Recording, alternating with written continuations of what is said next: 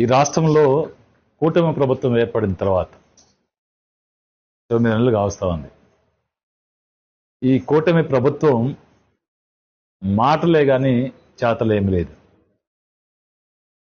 Red book రాజ్యాంగాన్ని తీసుకొచ్చి అమలు చేస్తున్నారు కానీ డాక్టర్ బాబాసాహెబ్ అంబేద్కర్ చేసిన రాజ్యాంగాన్ని పక్కన పెట్టేశారు. ఈ ఆంధ్ర రాష్ట్రం యొక్క ప్రత్యేకత రెడ్ బుక్ రాజ్యాంగంతో పాలన సాగించడం. ఈ రాష్ట్రంలో గత 9 మాసాలుగా